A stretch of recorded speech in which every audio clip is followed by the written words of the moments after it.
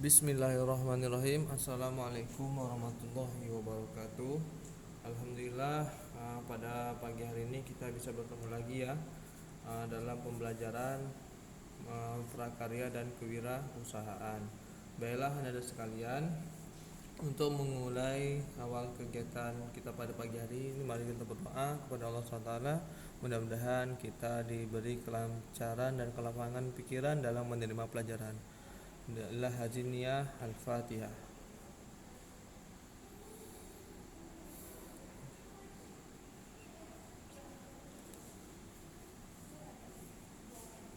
Oke, baiklah Nanda sekalian, tidak memperpanjang waktu, langsung saja kita mulai materi pertemuan pada kali ini. Baiklah, mungkin untuk menambah suasana biar enjoy, saya juga biar enak dalam memaparkan materi, kita mungkin sambil dengarkan musik, instrumen santai lah ya. Oke, mudah-mudahan tidak terlalu mengganggu. Baiklah, oke, langsung saja ya, kita mulai. Baiklah anak-anak sekalian, pada pertemuan kali ini kita akan membahas pada bab 3 seperti minggu kemarin saya sampaikan, yaitu materi tentang budidaya ya. Baiklah, materi kita pada hari ini adalah budidaya, pembenihan,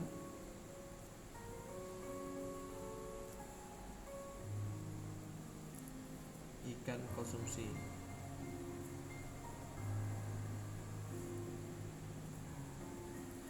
Baiklah Anda sekalian, pada pertemuan kali ini kita akan membahas tentang budidaya. Budidaya itu banyak sekali ya, ada budidaya tanaman, ada budidaya ini contoh ya, tanaman, budidaya ikan, budidaya unggas dan segala macamnya.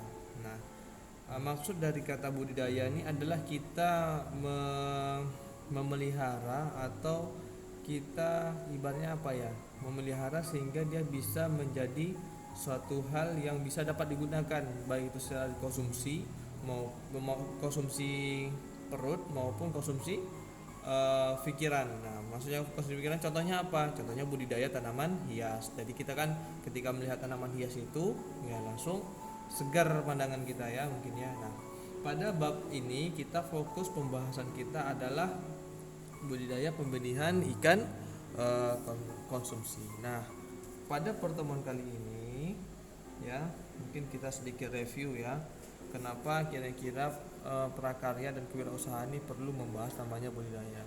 Nah, perlu Anda ketahui, mungkin saya ingatkan lagi ya, bahwasanya dunia wirausaha itu sangatlah nikmat ya. Kita tidak perlu, hasil yang kita dapatkan adalah seberapa besar usahamu, maka sebesar itu pula hasil yang kamu dapatkan. Semalas apapun kamu dalam mengerjakan, maka semakin sedikit pula pemasukan yang kamu dapatkan. Oleh karena itu, intinya saya memotivasi, silakan dengan cita-cita masing-masing, namun diusahakan ada kegiatan kewirausahaan yang kira-kira bisa kamu jalankan sebagai pemasukan pasif. Ya silahkan nanti mau jadi pegawai negeri, mau jadi apapun itu yang mungkin ada gaji tetap, namun kira-kiranya perlu namanya itu pemasukan pasif. Nah, itu motivasi sedikit aja ya dari saya ya. Nah, kemudian kita pikir juga kita mencontoh dari baginda Muhammad SAW. Beliau juga jadi orang kaya bukan dari dakwahnya, bukan karena dia seorang pemimpin umat Islam kemudian dia mendapat istilahnya kalau zaman sekarang itu namanya pajak ya, tidak. Namun Rasulullah kaya adalah dengan usaha beliau, yaitu berdagang ya, berdagang pecah belah beliau. Ya, beliau berdagang dengan jujur, dengan apa adanya, kemudian ramah kepada pelanggan, dan kemudian ya itulah membuat beliau sama murah sekali rezekinya. Ya, baiklah Anda sekalian. Jadi untuk pembahasan pada pertemuan kali ini kita akan membahas pertama, yaitu poin pertama kita akan membahas perencanaan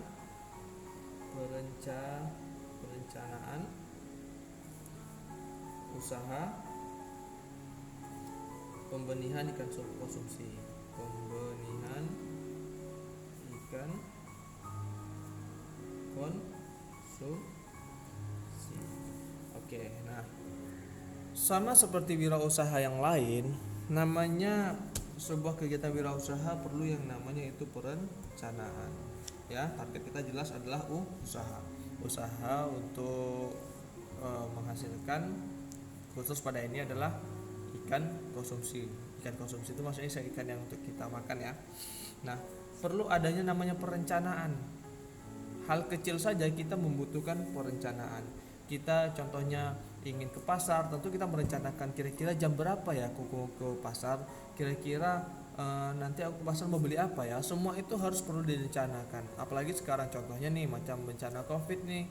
Ya, ini mau ke pasar tuh kita kayak mikirnya bukan 2 kali lagi, 4 kali kita mikir. Ke pasar apa ya, persiapkan masker udah, kemudian apakah hand sanitizer udah, ataupun eh, face shield mungkin apa perlu juga, atau sarung tangan perlu. Banyak kita pikirkan untuk berangkat ke pasar agar tidak tertular penyakit COVID-19. Nah, jadi perencanaan itu penting.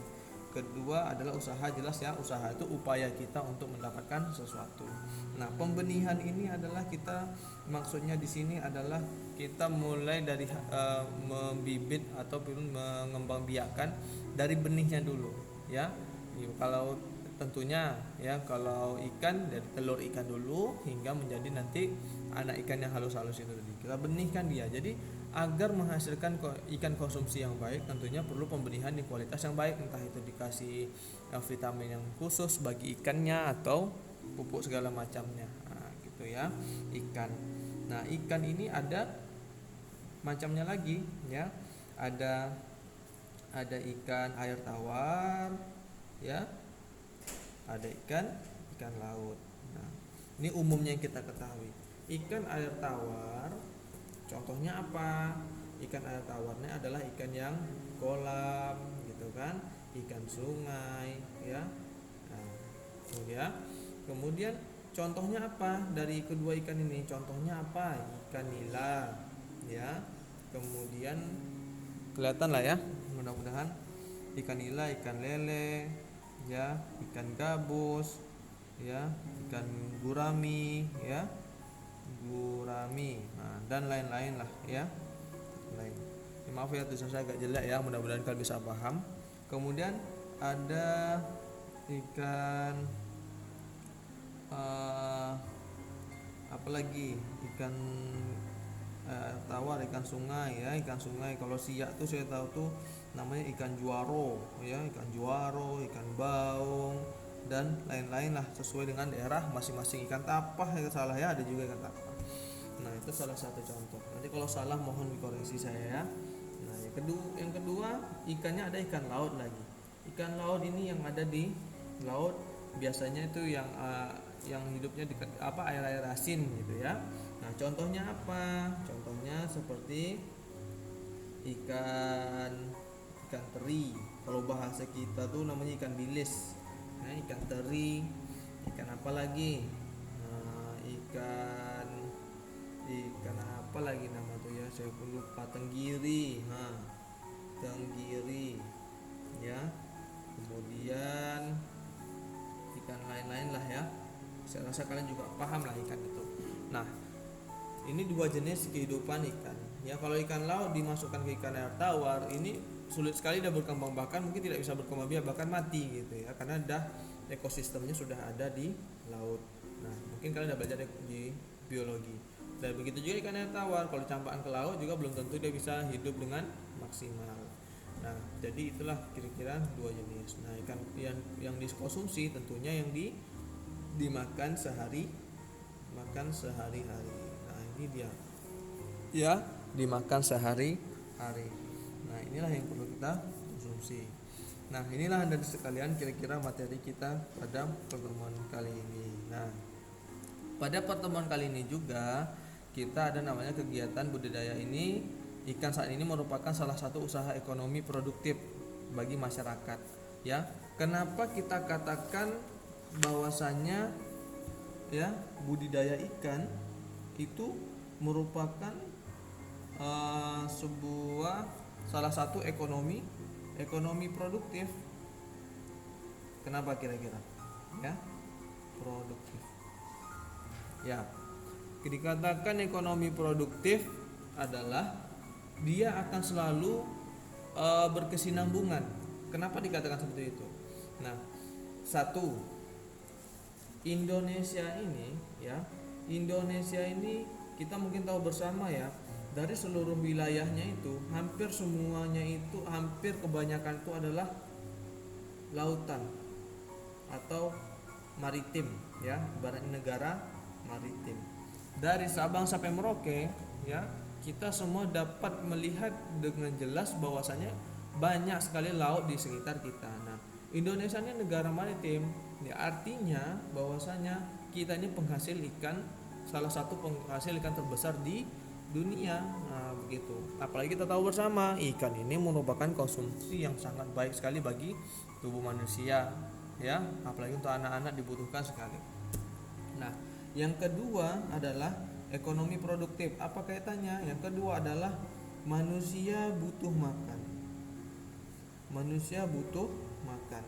Nah, ketika manusia butuh makan ini bukan hanya dia hanya plek ayam aja selalu. Nah, itu nama, ada istilahnya manusia itu adalah mungkin waktu kecil ya, lima apa? Ibaratnya itu makanan itu harus seimbang gitu ya. Makanan itu harus seimbang. Tidak bisa hanya protein saja. Dia butuh juga namanya lemak. Nah, lemak itu lemak, bukan lemak jahat, ada lemak baik dan lain sebagainya. Butuh sayur-sayuran, butuh buah-buahan, butuh ikan, butuh ayam, dan itu harus seimbang. Nah, artinya kalau seimbang artinya semuanya sama rata. Dan itu apakah bisa ditunda? Ya tidak. Artinya berarti akan selalu dicari orang ini, ya. Makanannya akan selalu dicari orang. Ya, akan selalu dicari orang untuk memenuhi kebutuhan makanannya sehari-hari, ya. Nah, kemudian ketiga, kenapa juga bilang ekonomi produktif, ya? Karena juga itu saya tadi ya, kaitannya masih dengan bagian di atas, yaitu kebutuhan untuk keseimbangan tubuh. Nah, inilah yang paling saya rasa kenapa dikatakan ekonomi produktif pada budidaya ikannya tadi. Insya Allah ya. Nah, tergantung ketika kita sudah berhasil membudidayakan ikan, tambah lagi, bukan hanya budidaya, kita harus memahami bagaimana cara marketing atau menawarkan. Contoh, kamu membudidayakan ikan lele, Bu, belilah ikan lele tempat kami. Nah, gitu. Insya Allah ini anti pelet, Bu, makanannya alami, tidak usus ayam segala macam. Silakan kalian pasarkan dengan cara marketing masing-masing. Yang jelas dalam menjual sesuatu hal jangan berbohong. Kita mencontoh kepada baginda Muhammad SAW, beliau menjual apa adanya. Kalau ini peot dibilangnya peot, kalau ini agak retak dibilangnya retak. Nah, apapun budidaya kalian, bagaimanapun cara merawatnya, berlakulah jujur. Nah, itulah insya Allah akan mendatangkan orang, ya, mendatangkan orang. Nah, jadi banyak sekali ide-idenya. Nah, ini budidaya produktif. Nah, kemudian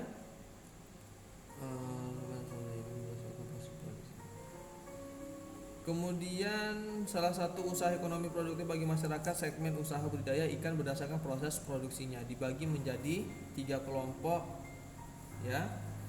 Ada 3 kelompok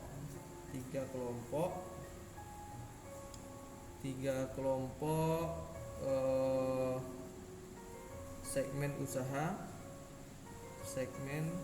usaha budidaya, ya.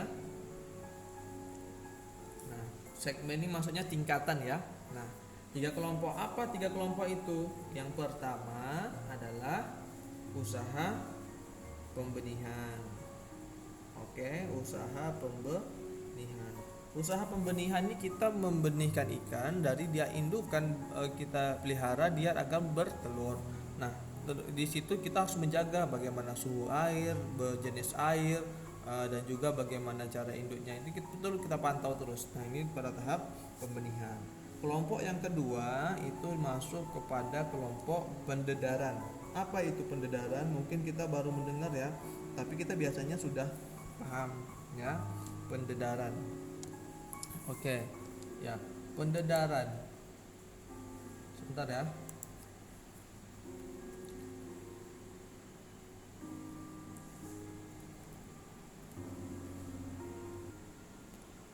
Oke, kita tahu namanya ada pendedaran. Pendedaran ini adalah, ini saya tulis dulu lah ya, dari telur atau benih awal ya. Nah, pendedaran ini setelah benih nanti dia akan ada seperti anak-anakan kecil. Nah, maksudnya ini adalah tahap pelepasan atau penyebaran benih. Jadi setelah benih itu tadi menetas telurnya, nah kita sebarkan, kita pindahkan lagi, jangan bergabung pula dengan tempat indukan tadi, karena khawatirnya nanti dimakan lagi itu sama indukannya atau ikan-ikan yang lain. Jadi disesuaikan lagi ya, agar ini kualitasnya bagus. Udah setelah benih kemudian kita lepaskan di tempat penyemaian yang baru. Nah ya, itu pendedaran. Yang ketiga itu adalah kelompok yang ketiga, pembesaran ikan. Nah, pembesaran ikan inilah tahapan akhir pada budidaya ikan, ikan air laut atau ikan air tawar, terserah lah. Nah, pembesaran inilah tahap akhir sebelum kita bisa komersilkan atau kita konsumsi lah. Sebelum kita konsumsi adalah pembesaran. Kita lihat bagaimana perkembangannya, jangan sampai terkendala oleh suatu hal. Oke ya, jadi itu dulu ya kita pahami pertemuan pada hari ini. Jadi sampai perencanaan dulu ya, mudah-mudahan bisa dipahami. Setelah ini apabila ada pertanyaan silahkan langsung buat di kolom Google Classroom-nya, kolom materi, atau bisa chat di Telegram. Tapi kalau di Telegram khusus hanya di jam pelajaran. Selewat daripada itu saya tengok di Google Classroom. Terima kasih atas perhatiannya, semoga dipahami. Saya tunggu pertanyaan-pertanyaannya. Apabila ada salah, sama-sama kita diskusikan dan saya mohon maaf. Wabillahi taufiq wal hidayah. Wassalamualaikum warahmatullahi wabarakatuh.